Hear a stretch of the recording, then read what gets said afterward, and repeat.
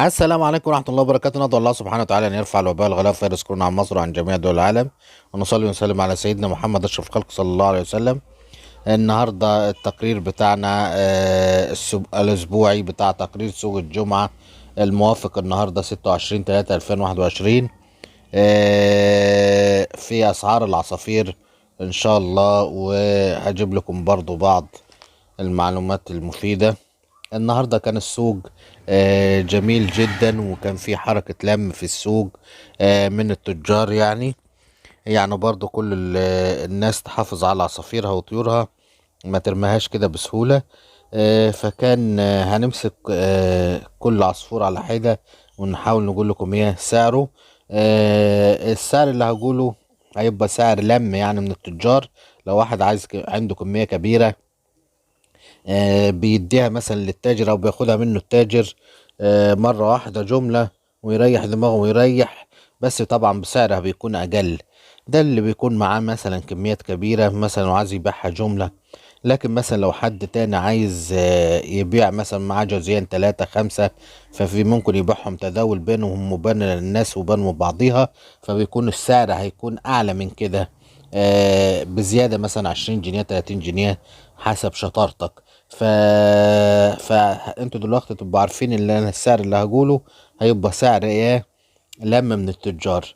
نمسك الاسترال العادي، كان الصغير الزغاليل كان النهارده سعرها ارتفع برضو الحمد لله. كان سعرها من 80 الصغير، والكبير كان 95 جنيه. سعر ده سعر لم زي ما انا قلت لكم. الالبينو واللاتينو، الالبينو طبعا اللي هو الاصفر عين حمراء، واللاتيني اللي هو الالبينو الابيض العين حمراء، واللاتيني الاصفر العين حمراء، كان بيتلم من 85 و90 جنيه، والكبير كان 110 جنيه. في بعد كده اللاسونجات. اللاسونج بيبقى زي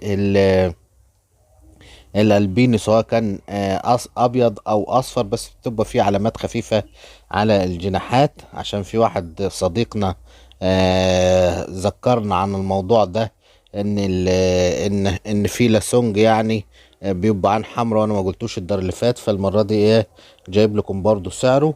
كان سعره بين اللاسونج ده هو 120 جنيه بالنسبة للزغاليل الصغيرة، والكبير كان 140 جنيه او 150 جنيه حسب شطارتك. في بعد كده الفالو. الفالو كان ما بين 115 اللي هو الزغاليل ل 125 برضو حسب الشطارة بتاعتك، والكبير كان يعمل 150 او 160 جنيه. في بعد كده الفلل. طبعا انتوا عارفين ان الفلل دي بيكون حسب المستوى بتاعها، لان الفلل بتبقى مستويات. في مثلا فلل شوشة وكرك وكريست وانواع زي ما انتوا عارفين مختلفة. فاحنا هنمسك الفلل العادية، كان بين 300 جنيه اللي هو المستوى العادي، اللي ممكن توصل الفلل لغاية 1000 جنيه لو مستواها عالي خالص. ده بالنسبة للزغاليل. والكبير كان 400 جنيه برضو للمستوى العادي. في بعد كده الانصاص. الانصاص برضو سعرها كان حلو النهاردة. كان الانصاص طبعا برضو حسب المستوى بتاعها، كان بيوصل من 290 جنيه، كانوا بيلموا التجار الزغاليل. للكبير كان بيوصل ل 390 400 جنيه بالنسبة للكبير. ولو كان مثلا زي ما قلت لكم انا سعر بين الناس وبعضيها هيعلى اكتر من كده، ممكن يوصل 450 جنيه اللي هو الكبير. في الانجليزي ما كانش متوفر كتير منه في السوق النهارده، فما قدرتش اجيب لكم السعر بتاعه. في بعد كده الرمبوهات. طبعا الرمبوهات انتوا عارفينها مستويات برضو. والرمبوهات دي زي ما انا بقول لكم ده عبارة عن مش طفرة، لا ده هي عبارة عن تركيبة معينة يتوفر فيها 4 شروط في التركيبة دي.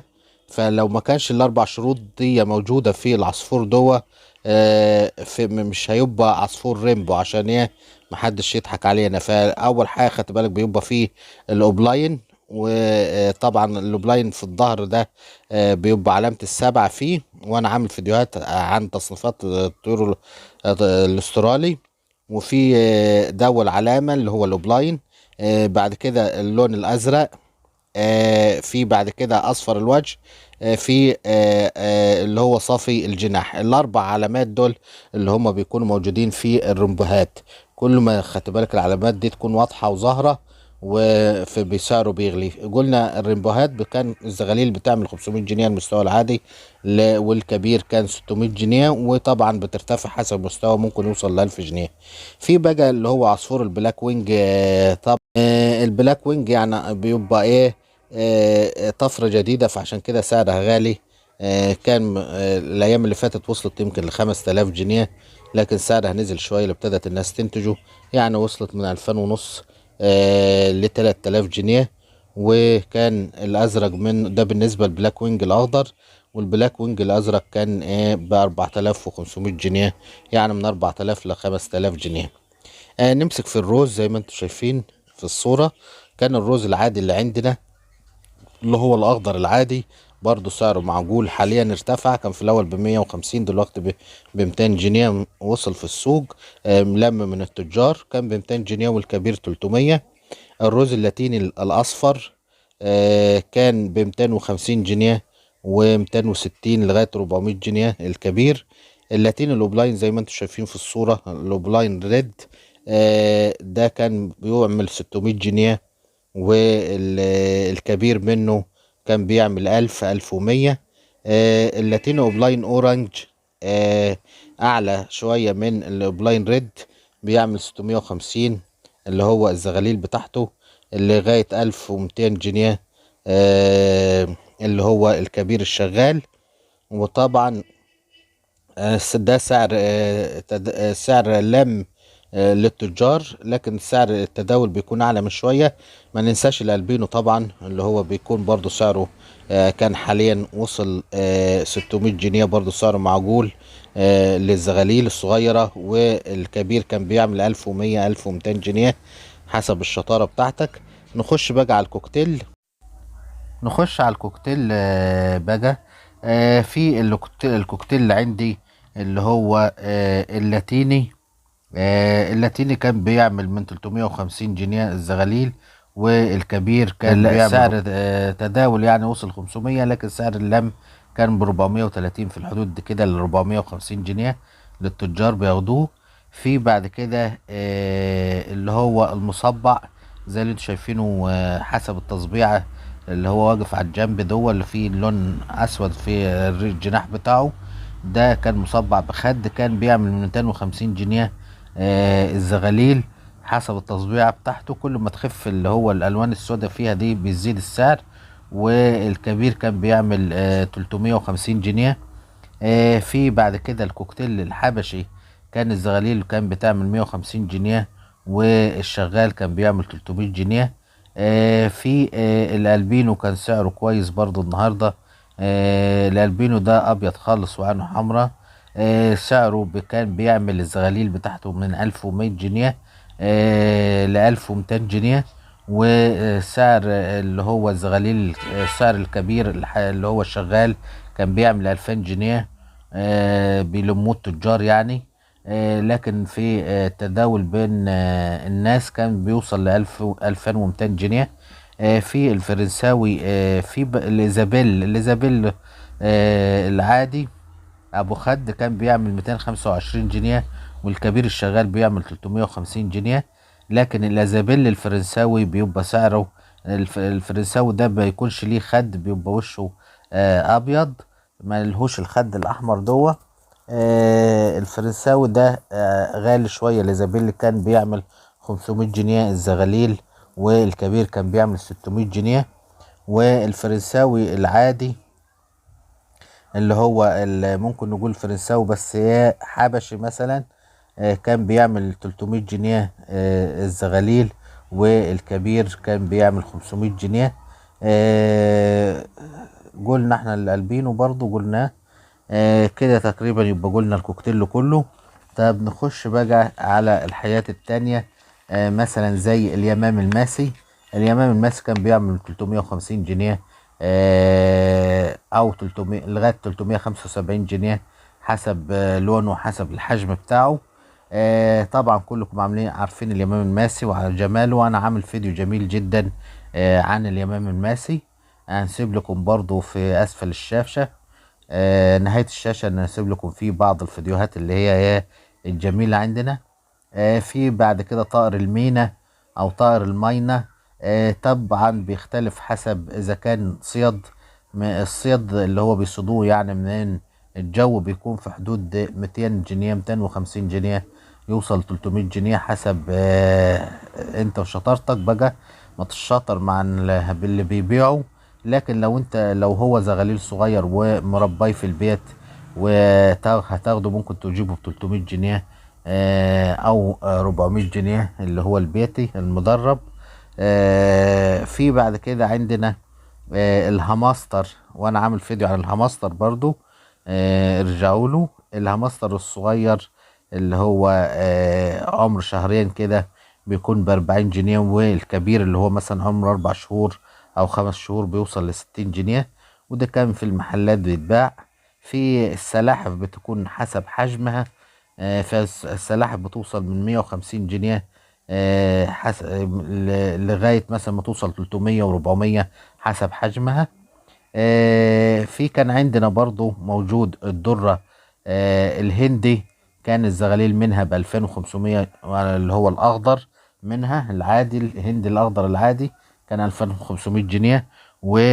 والكبير اللي هو الشغال بيوصل 3000 جنيه.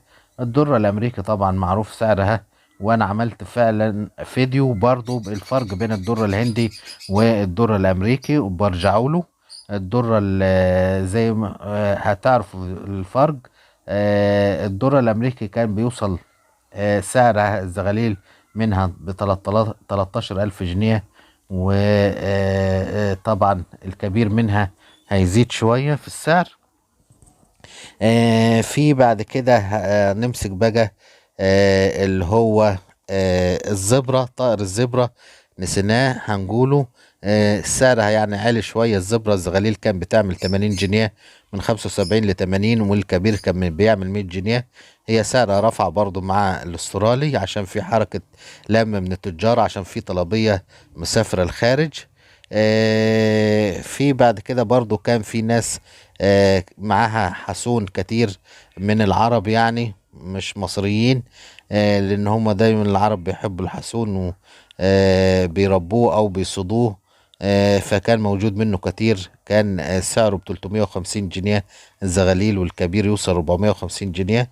الكناري حسب مستواه وحسب شكله حسب لونه فكان بيعمل من 400 جنيه ل 500 جنيه الأنواع العادية. بعد كده هنخش في الأكل برضه عشان نبقى حاولنا نلم أكبر قدر من المعلومات. كان اللب عندي اللب كان بيعمل 13 جنيه. في عند البنكم العادي اللي هو كان بيعمل 9 جنيه، والمستورد كان ب13 جنيه. الفلارس كان بيعمل 17 جنيه. حبوب الطاقة كانت بتعمل من 40 ل60 جنيه، دي وحسب كمية الحبوب اللي هي موجودة فيها عشان بتبقى خلطة. آه، السيبيا برضو كان أسعارها لسه قاعدة مرتفعة. فلو جبت حاجة نظيفة كانت بتوصل من 45 ل50 جنيه. برضو نقول على العشوش. العشوش كان بتاع العش اللي هو الاسترالي العادي بتاعنا الطبيعي ده كان بيبقى 15 جنيه، يعني من 12 ممكن تجيب الاتنين ب25. الانجليزي كان ب20 جنيه، والفيشر ب20. الكوكتيلات من 25 لفوق حسب النوعية وحسب إذا كان في درج من جوه ولا لأ. ودي تقريبا كل الحاجات اللي احنا لمناها اللي هي خاصة بالعصافير وطيور الزينة. في بعد كده ان شاء الله عايز اعمل فيديو خاص عن الزواحف. وبرضه بحيث ان انا في مرة كده في السوق بإذن الله اكون رحت السوق في اليوم ده واشوف لكم اسعار الزواحف جميعا والصقور والحاجات دي باذن الله سبحانه وتعالى. ربنا يقدرنا.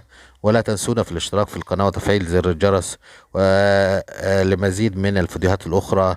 والسلام عليكم ورحمه الله وبركاته.